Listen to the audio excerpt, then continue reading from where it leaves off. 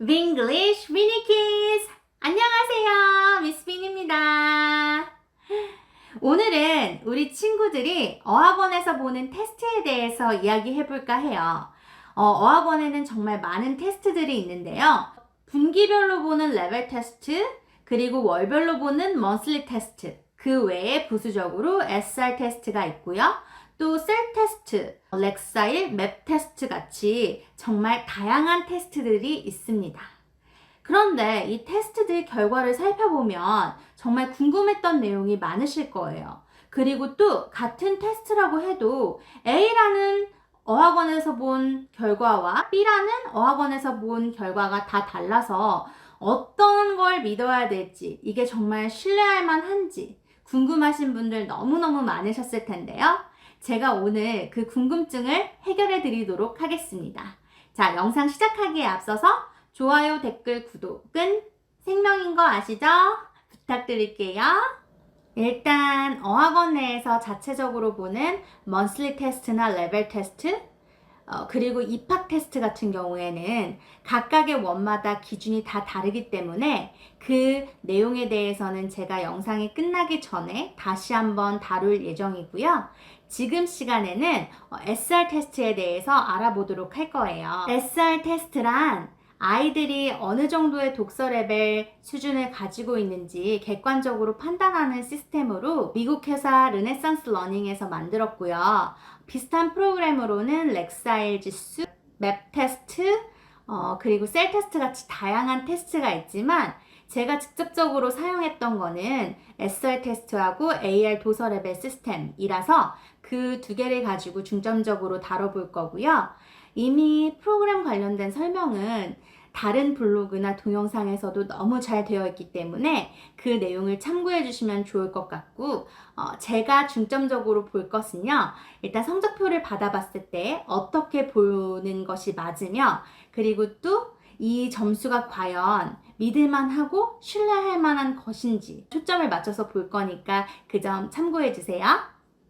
SR 테스트 성적표를 보기에 앞서 SR 테스트가 어떻게 진행되는지 그 과정을 살펴볼 필요성이 있는데요. 일단 SR 테스트는 34개의 문항이 있고요. 각 문항마다 제한 시간이 있어요. 그래서 아이들이 문제를 보다가 어렵거나 조금 시간이 걸리면 자연스럽게 그 다음 문제로 넘어가는 그런 시스템이고요. 그리고 또 문제마다 난이도가 그때그때 결정이 되어져요. 일단 아이들이 문제를 너무 잘 풀어서 문제가 점점 난이도가 높아질 수도 있고요. 반면에 문제를 틀리면 난이도가 점점 쉬워질 수 있어요. 그래서 그때그때마다 그 기준이 달라지기 때문에 테스트 결과가 올라갔다 내려갔다 올라갔다 내려갔다 이렇게 들쭉날쭉 할 수가 있는데 이게 정상입니다. 부모님들 중에서 아이의 G 레벨이 이전 성적보다 떨어졌을 때 우리 아이가 독서 실력이 떨어진 게 아닌가 걱정하시는 분들이 많이 계세요.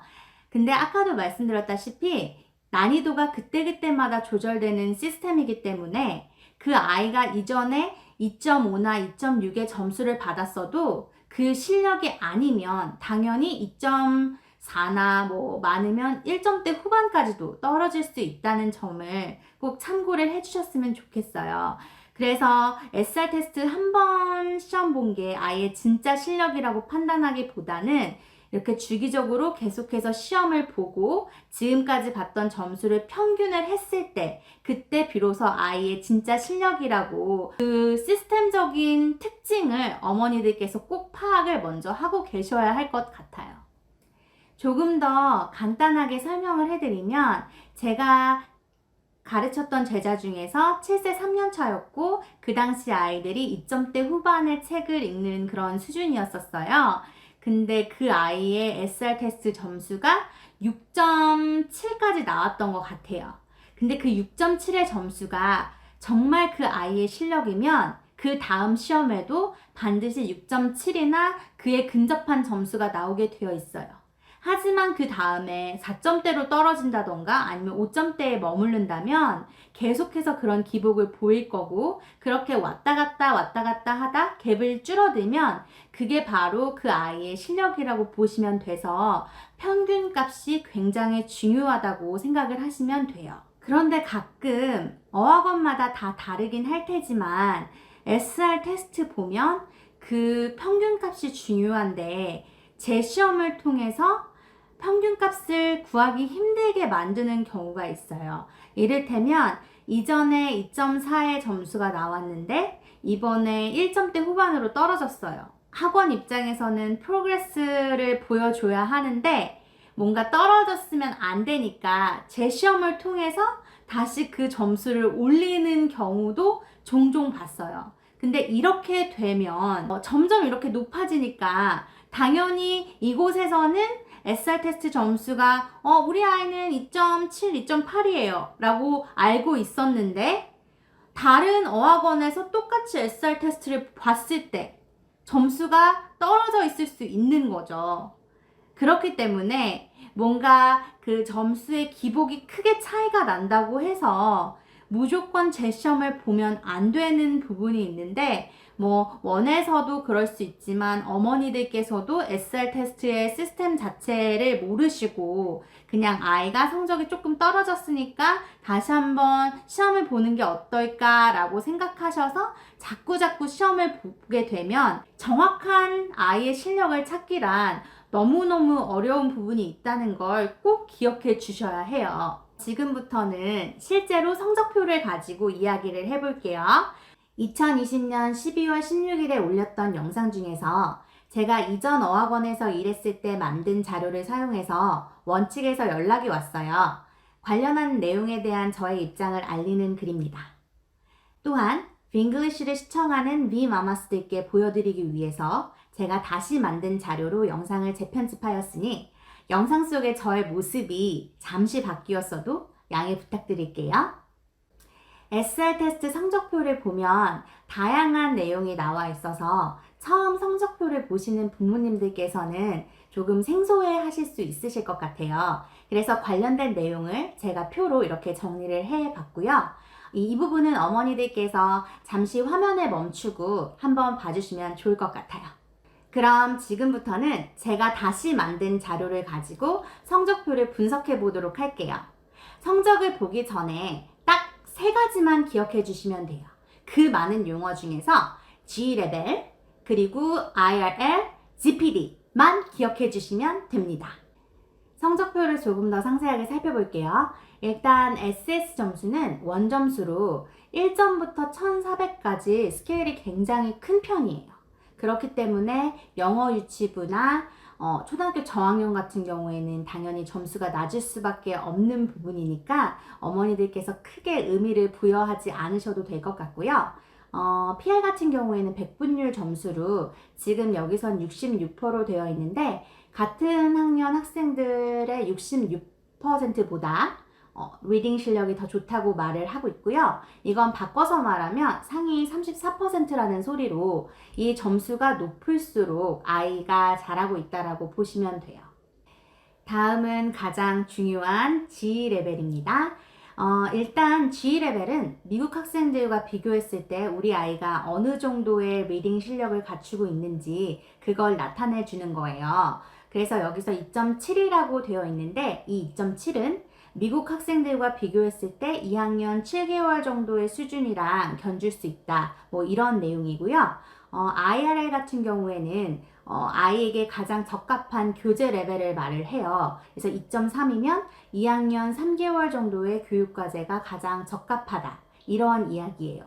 근데 여기서 보면 좀 궁금한 점이 있어요. 분명히 2.7까지 읽을 수 있다라고 되어 있는데 교재는 2.3이 적합하다고 하네요. 이렇게 갭이 있는 이유가, 차이가 있는 이유가 무엇인지 궁금하시지 않으셨어요?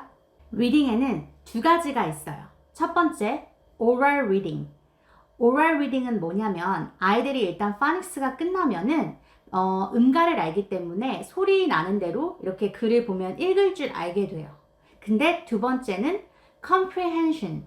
comprehension은 의미를 말을 하는데 아이가 일단 리딩 하면서 읽을 수는 있어도 그 의미까지 동시에 파악할 수 있는지를 말을 하는 거예요. 아이들이 문장을 잘 읽는 친구들 같은 경우에는 긴 문장도 잘 읽을 수 있어요. 바로 이 내용을 이해할 수 있으면 그게 정말 컴프레hen션을 잘 되고 리딩 실력이 좋은 거지만 읽을 줄은 아는데 이게 무슨 뜻인지 모른다. 그러면 아이가 그걸 정말로 제대로 이해하는 리딩인지 한번 생각해 볼 필요가 있겠죠. 다시 성적표로 돌아와서 G레벨 2.7이지만 GPD 레벨 시작은 2.4부터예요. 이 이유는 그 2.7 그대로 아마 아이가 읽으면 너무 어려울 거예요. 그렇기 때문에 권장 도서 범위 안에 이 교재 레벨이나 이런 걸 다 한번 봐서 보통은 G가 60%, IRL이 40% 정도로 이렇게 해서 그 계산을 하는 게 좋은데 리딩 할 때 너무 쉽지도 않고 너무 어렵지도 않은 그런 레벨이 될 수 있어요. 성적표 하나만 더 볼게요. 이 성적표는 아이가 G 레벨이 5.99, IRL 같은 경우에 5.1이에요. 근데 GPD 레벨 보면은 3.9부터 시작을 하거든요. 그 내용에 대해서 제가 정리해서 써놨어요. 일단 G 레벨은 절대적인 점수가 아니에요. 그래서 변동을 제가 보인다고 말씀을 이미 드렸고요. 짧은 시간에 주기적인 SR 테스트를 보면서 자기만의 평균 에버리지를 찾는 게 가장 중요하다고 말씀을 했어요. 그리고 GPD 같은 경우에는 이전 시험들이 베이스가 돼가지고 알아서 설정이 되어주는 경우가 많고요. G 레벨이 5.9라고 해도 5.9 그대로 아이가 책을 읽기에는 아마 무리가 있을 거예요.